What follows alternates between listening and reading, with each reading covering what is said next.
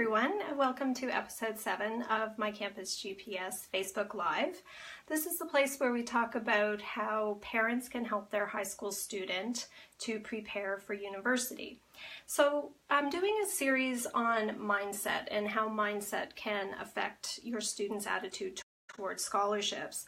And last week we talked about what mindset is. So basically our attitude towards something, or how we approach something like a challenge, for example, and how that can affect your student's attitude to scholarships. So last week I gave you step 1 in this process, and that is basically to set the expectation for your child that you expect them to help finance their post-secondary education to the best of their ability.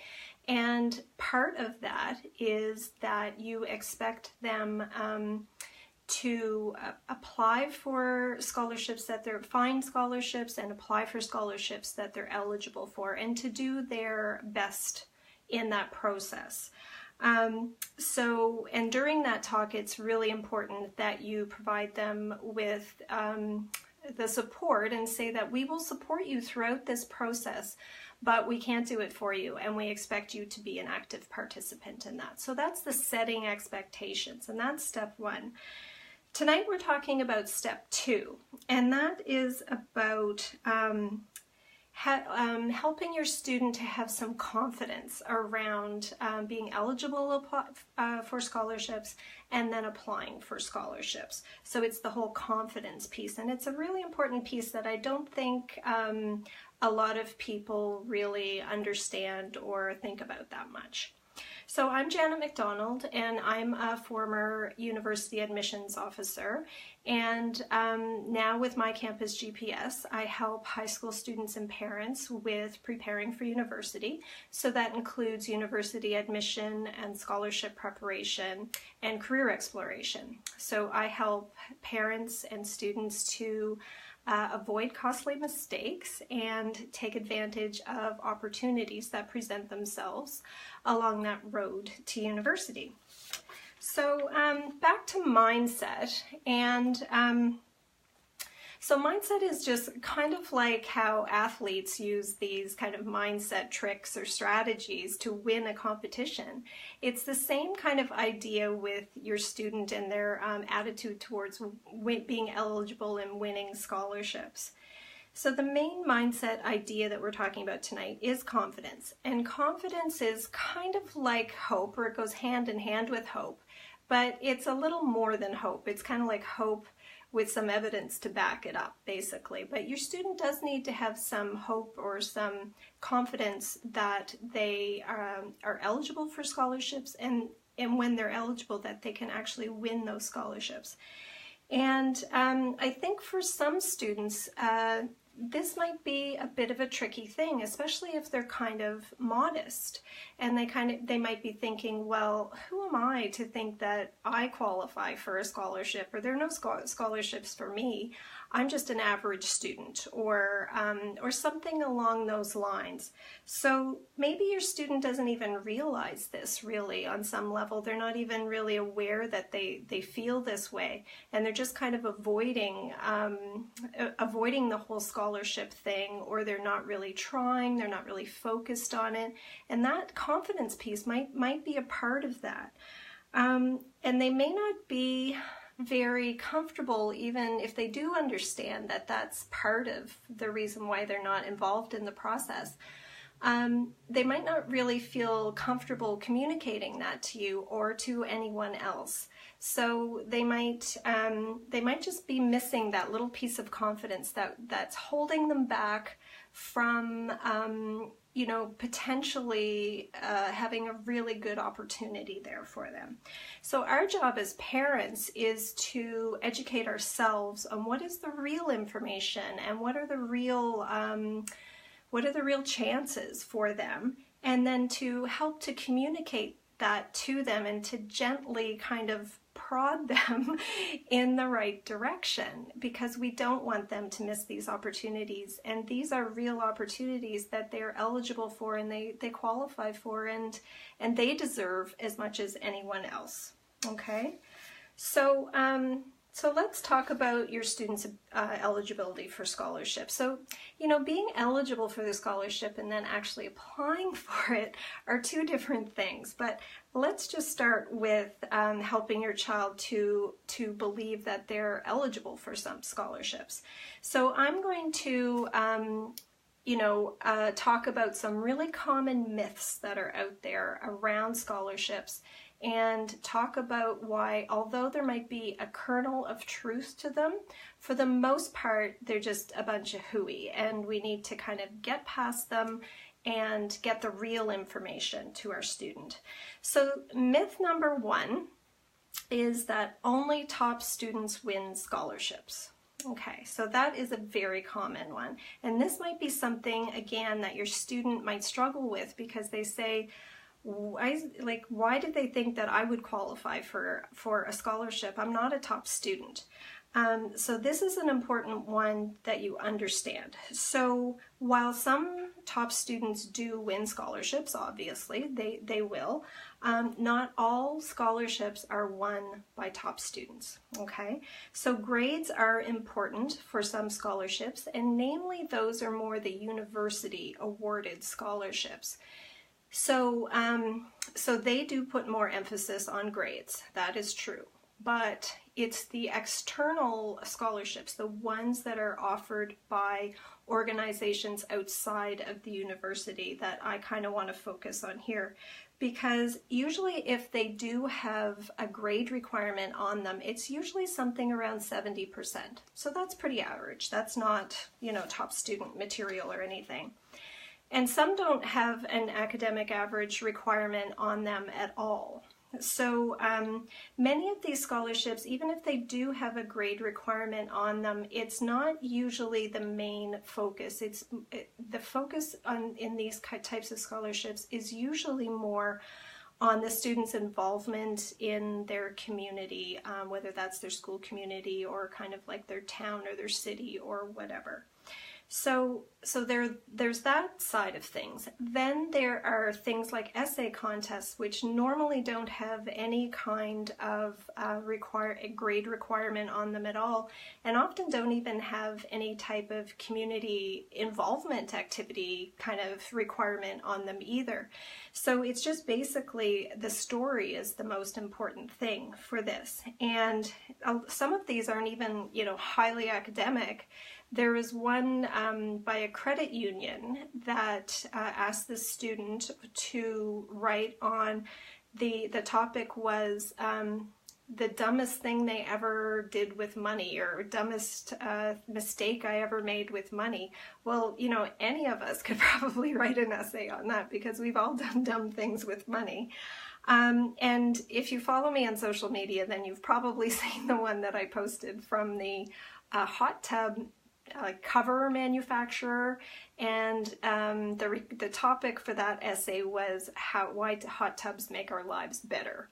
So there really is something out there for everyone. And I mean, granted, these are extreme examples, but they do illustrate the point that there are a lot of different kinds of scholarships, and grades may be a factor, but they may not be a factor at all, or they just might be a part of the whole thing. So myth number two is that you must have financial need for scholarships. So this is not true overall at all. So some scholarships do have a financial need component attached to them, and so that might be something like you just need to kind of tick a box, or it might be something as kind of thorough as you need to submit a copy of your tax forms or something like that. So there are varying degrees of what that financial need is and how you need to demonstrate that. But even if there is a financial need requirement, you need to be very clear about what that financial need is, because financial need is, relative, and so it's really important that you understand exactly what they mean by financial need, because you may qualify. So don't assume that you don't qualify, just find out what that requirement is. So read the fine print. or if it doesn't say it all, then I would contact the organization and I would ask them what that means for them. So, but again, a lot of these, especially like the essay contest and some of the community involvement ones, they don't have a financial need requirement on them at all. But even if they do, find out what it is, because you may. Don't assume you don't qualify, because you may. So myth number 3 is about competition. There's too much competition. I'll never win. And this is my favorite one, because I love to bust this myth. Because some scholarships are competitive. Again, each of these myths has like a little kernel of truth to it. So there are some scholarships that are really competitive. So those are, the big ones, like the Loran Scholarship and the Schulich Scholarship. They're $100,000. So yes, they are very competitive, those ones. But there are a lot that aren't, even in that same ballpark in terms of competitiveness. And just to prove this in a way, each year I see scholarships with extended deadlines, and that normally means that there weren't enough people who applied, or there weren't enough qualified people who applied for that particular award. So for example, last year I saw a few really nice awards. One of them was even $20,000 that extended the deadline because they didn't have enough qualified applicants. And this wasn't even a really super specific one. It was one that probably a lot of students would qualify for, but for one reason or another, they didn't. And so the organization had to extend the deadline because they didn't have, there was no competition basically for that award, $20,000. So here are a few reasons why some scholarships might not be as competitive as what you assume, or your student assumes they are. So first of all, this is the really simple one, is that if you are assuming that it's too competitive, how many other students are also assuming that it's not competitive and who are also not applying for it? So that's a group right there of applicants who are completely taken out of the competition because they're just assuming that it's too competitive, so they're not applying. So right there, that tells you that, it might not be as competitive as what you think. The second thing is that not all scholarships are advertised very well. In fact, I find there are quite a few that are terribly advertised. And that means that, only certain people are seeing them. That means that only certain people are applying for them. So, or they might be advertised really late in that there's like a deadline. They're only advertised and then there's a quick deadline so that the turnaround time is really quick. And so not a lot of people are going to be able to get their applications in on time. So again, that might be a reason why it's not as competitive as what you think. The third thing is that some students don't complete the application properly and they are disqualified. And this happens more often than what you think. A scholarship reader actually told me that this actually happens quite often. And if students don't complete their applications properly, often the organization is required to disqualify them. So they have to follow certain rules so that it's governed fairly. And if a student doesn't, complete the application just exactly so, well then they have to take them out of the competition, so they're disqualified. So that might cut down considerably on the competition as well. But there's a second part to this, which is make sure when you do apply, you're following the directions carefully and to a T. Okay. Number 4 is that scholarships that require an essay often don't get quite as many applications as other ones. So especially if it's a long essay, because students get intimidated by the essay and they either don't try or they don't finish it, because it requires thought and it requires time to complete the essay portion. So So these are sometimes, this is sometimes a reason why not as many students will apply, because there is an essay and they don't want to do it, or they don't do it in time, or whatever. So another reason why it might not be as competitive as what you think is that, some of the more regional scholarships, they tend to be less competitive as well, because there's fewer applicants who are eligible for them, because it's only in a certain geographic area or a certain catchment area. So those ones tend to be less competitive. And the other reason why it might not be as competitive as what you think is because some scholarships with a smaller value, some students just simply can't be bothered to apply for them. They don't want to put in the work for a small amount of money, a small meaning like $500 or something like that. So those scholarships sometimes are not competitive. So so your chances are good to win those. So the takeaway here is, don't assume that it's too competitive. There are lots of reasons why the competition might not be nearly as much as what you think. So the fourth myth is the one that goes, those little scholarships aren't worth my time. So I know that this happens, and some parents might go, what? But it does happen where some students are like, oh, I can't be bothered. It's only, $500 or something like that. So I'm not going to even bother. So that actually does happen. So students, I think, are sometimes mistaken about what some of those smaller scholarships, how much they mean and how they can kind of add up. So let's talk about the return on investment for a scholarship. So on a small scholarship, let's say $1,000. So many students will work a part-time job during university, and the average minimum wage in Canada is about $11 an hour. So if your student wins a $1,000 scholarship, then that's the equivalent of working 90 hours. So if they win that, that's 90 fewer hours they would have to work in a part-time minimum wage job. That's a pretty good return on investment there. So they would just have to work 90 fewer hours to pay for their university, or while they're in university to pay for things.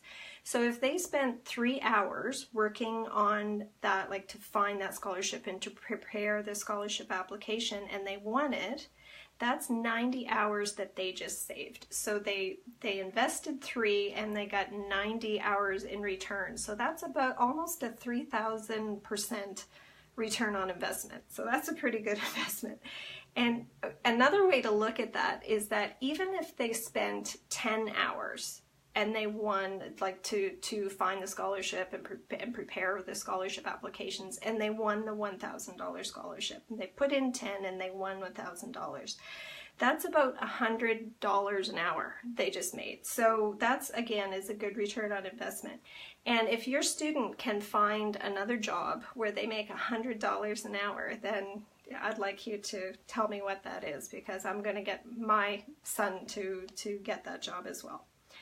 So myth number 5, the last one, although there are lots more out there, but I just chose kind of the most common 5, is about having a lot of activities. So, you need to have like 100 activities to get a scholarship, and I don't have enough experience. So while it's true that a lot of scholarships do have a requirement on them for some kind of community involvement, you don't necessarily have to have a lot of that. So a few more robust activities or involvement and meaningful involvement in activities is a lot better than having just some superficial involvement in a lot of activities. So it's not about quantity, it's more about the quality of your experiences and your activities.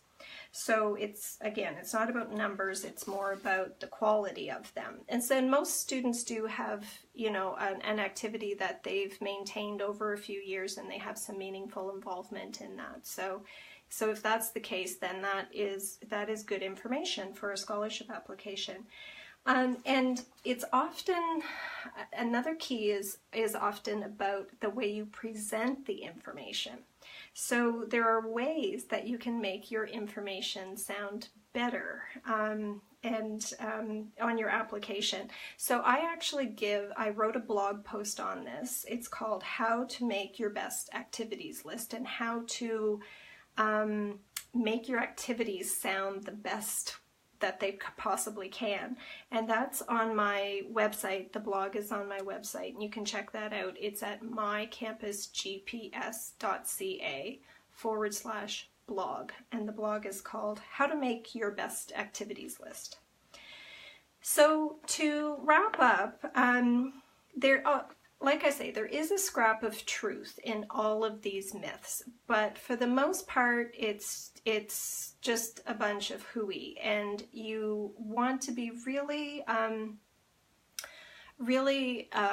knowledgeable on what the real information is, and be able to communicate that to your student so that they can go forward with some confidence in the process of finding and applying for scholarships. They need to believe that they are eligible for some scholarships, and that they could potentially win some of these scholarships. And that's not a bunch of hooey. That is the truth. So you don't want that lack of confidence to hold them back from potentially getting this really great opportunity.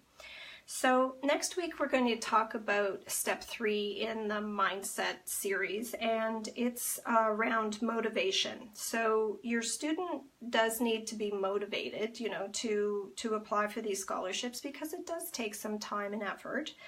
And that motivation does have to come from the student, but you can help them with that process, just like you can help them with all of this stuff. And in a later episode, we're going to talk about some of the ways that you can help your student and yourself to avoid some of these feelings of overwhelm, because sometimes that's pretty common in this process, to kind of get overwhelmed with all of this stuff and all of the stuff that's going on in the senior year, the grade 12 year. It's kind of easy to get overwhelmed with this, and when we get overwhelmed, we kind of throw up our hands and say, I can't do this, and we give up. So we don't want that to happen, and so I'm going to give you some tips on how to avoid that feeling of overwhelm and help you stay on track. So in the meantime, you can check out my blog at mycampusgps.ca/blog. And if you found some value in this video, I would really like you to share it with someone who might also get some benefit from it. And that's it for tonight, and I will see you next week. Thanks.